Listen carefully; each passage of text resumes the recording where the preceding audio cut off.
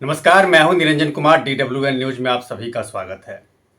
आम आदमी पार्टी ने दिल्ली विधानसभा चुनाव को लेकर के अपने 31 उम्मीदवारों के नाम का ऐलान करके बढ़त बना लिया है। अभी तक बीजेपी और कांग्रेस, जो दूसरी सबसे बड़ी पार्टी है, उन्होंने अपने उम्मीदवार के नाम का अनाउंसमेंट नहीं किया है। लेकिन इस विधानसभा को अगर देखें तो आम आदमी पार्टी कहीं न कहीं 31 उम्मीदवारों के नाम का ऐलान करके अपनी बढ़त जरूर बना ली है। अब बढ़त बनाने का मतलब ये है कि जिनका नाम का अनाउंसमेंट हो गया है, वो सभी लीडर्स जो हैं अपने अपने इलाके में जाएंगे और वहाँ पर पब्लिक से मीटिंग करेंगे। और इस मामले में कांग्रेस और बीजेपी जो है, जब तक अनाउंसमेंट करेगी तब तक ये है कि उनके जो उम्मीदवार होंगे उनको कम समय मिलेगा पब्लिक से बीच मुलाकात करने का, मीटिंग करने का। अब सवाल यहाँ पर यह है कि 31 उम्मीदवार का जो नाम का जो अनाउंसमेंट किया है, उसमें ज़्यादातर उम्मीदवार ऐसे हैं, ज़्यादातर ऐसे लोगों को टिकट दिया गया है जो या तो बीजेपी से आम आदमी पार्टी आकर के ज्वाइन किए हैं या फिर कांग्रेस से आकर के आम आदमी पार्टी ज्वाइन किए हैं। अभी देखिए कि पहली लिस्ट जो आम आदमी पार्टी जारी की थी, उसमें 11 उम्मीदवारों के नाम का ऐलान किया था। और दूसरी सूची जब जारी हुई है, तो दूसरी सूची में भी 20 उम्मीदवारों के नाम का ऐलान किया गया है। टोटल जो है 31 उम्मीदवार का अभी तक आम आदमी पार्टी ने अनाउंसमेंट किया है, जिसमें लगभग 18 सीट ऐसी हैं जहां से बीजेपी या कांग्रेस से आए जो लीडर हैं उनको टिकट दिया गया है। तो एक तो ये मैसेज आम आदमी पार्टी की तरफ से ये क्लियर हो गया कि आम आदमी पार्टी को अब अपने कैडर्स पर भरोसा नहीं है।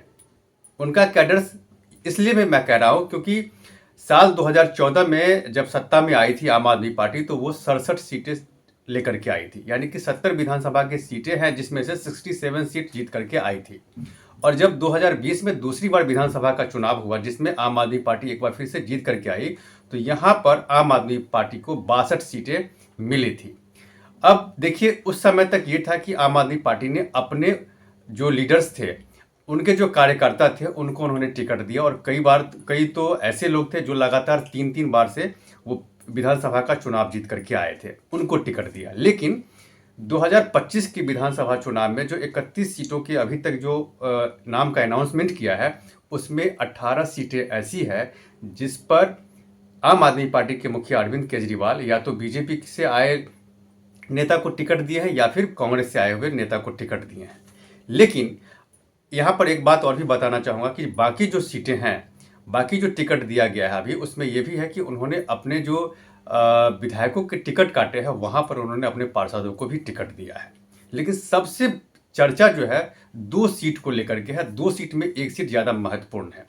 2 सीट में एक सीट आता है राखी बिरला का सीट, जो डिप्टी स्पीकर रही है दिल्ली विधानसभा में, और वो मंगोलपुरी विधानसभा से वो चुनाव लड़के 3 बार जीती थी। वो चौथी बार जब टिकट अरविंद केजरीवाल ने दिया है उनको, तो उनको मंगोलपुरी के बजाय और से मादीपुर से टिकट दिया है।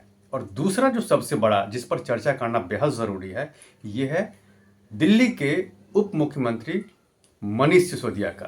पूर्व उप मुख्यमंत्री कहें, क्योंकि वो शराब घोटाला मामले में जेल गए थे और उसके बाद जो उन्होंने इस्तीफा दिया था अपने मंत्रालय से। तो मनीष सिसोदिया 3 बार लगातार दिल्ली के पटपरगंज विधानसभा सीट से उन्होंने अपना चुनाव लड़ा और जीता भी। लेकिन इस बार ये चर्चा चल रही थी कि मनीष सिसोदिया इस बार अपना जो विधानसभा का जो चुनाव है वो जो है दूसरी जगह से लड़ेंगे। और ये भी ये बातें जो थी वो एकदम क्लियर हो गई जब दूसरी सीट आई, दूसरी सूची जब आई आम आदमी पार्टी की तरफ से, तो उसमें ये साफ हो गया कि अरविंद केजरीवाल ने उनको पटपरगंज के बजाय उन्हें जंगपुरा से चुनावी मैदान में उतारा है। तो यहाँ पर कहीं न कहीं मनीष सिसोदिया को ये लग रहा था कि दिल्ली शराब घोटाला मामला जो था, उसमें जो उनके ऊपर जो आरोप लगे, और ये आरोप के कारण जो है इस बार अगर वो पटपरगंज विधानसभा से अगर चुनाव लड़ते हैं तो वो हार जाएंगे। और ऐसा इसलिए भी मैं कह रहा हूँ कि पिछली बार जब विधानसभा का चुनाव लड़े थे, तो मनीष सिसोदिया हारते हारते जीते थे। यूँ कहे तो 3000 वोटों के करीब से उन्हें जीत मिली थी। और उनको इस सीट पर बीजेपी के रविंदर सिंह नेगी ने जमकर उनको टक्कर दी थी। इससे साफ हो गया था कि मनीष सिसोदिया के लिए ये सीट जो है सुरक्षित नहीं है। दूसरी बात यह है कि मनीष सिसोदिया शराब घोटाला मामले में लगातार जेल में रहे, उनके इलाके में कोई काम नहीं हुआ। ये भी एक बहुत बड़ा फैक्टर है।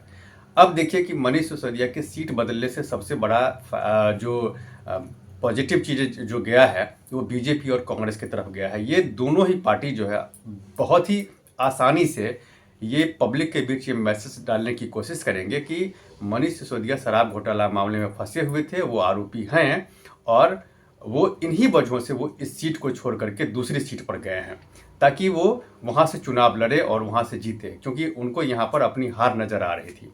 और दूसरी बात यह है कि कहीं ना कहीं बीजेपी को ये भी लग रहा है कि ये अच्छी चीज़ें हैं जो मुद्दा भुनाने की है बीजेपी और कांग्रेस दोनों के लिए, क्योंकि 18 सीट जो ऐसी है, 18 सीट पर जो ऐसे उम्मीदवारों को टिकट दिया है आम आदमी पार्टी जो इन्हीं के पार्टी से यानी कि बीजेपी या कांग्रेस से आकर के वो इस सीट पर चुनाव लड़ रहे हैं।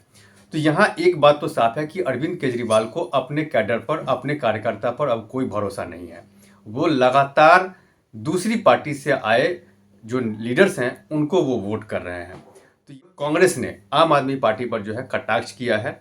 जो बीजेपी के जो प्रेसिडेंट हैं वीरेंद्र सचदेवा, उन्होंने साफ साफ कहा है कि मनीष सिसोदिया के जंगपुरा से चुनाव लड़ने का मतलब साफ हो गया है कि इस बार जो है आम आदमी पार्टी सत्ता में आने वाली नहीं है। और उस पर जो आरोप लगे थे वो आरोप भी बिल्कुल सही है और यही वजह है कि अपनी हार के डर के कारण आम आदमी पार्टी के नेता जो हैं वो दूसरी जगह से चुनाव लड़ने के लिए जा रहे हैं। और बहुत सारे लीडर ऐसे हैं जिसको टिकट काट दिया गया है। इसका मतलब साफ है कि आम आदमी पार्टी कहीं ना कहीं अंदरूनी तौर पर कमज़ोर है।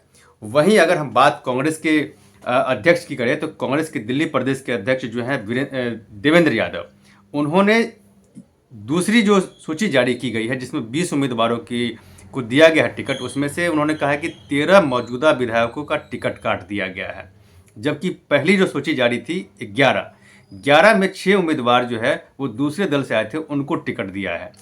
तो उनका यही कहना है कि अब जो है अब मनीष सिसोदिया के जंगपुरा विधानसभा से चुनाव लड़ने का मतलब साफ है कि वो डरे हुए हैं और शराब घोटाला में जेल जाने के वो आरोपी थे और इसी वजह से हार का डर उनको जो सता रहा है, इसी वजह से उन्होंने ये सीट छोड़ी है।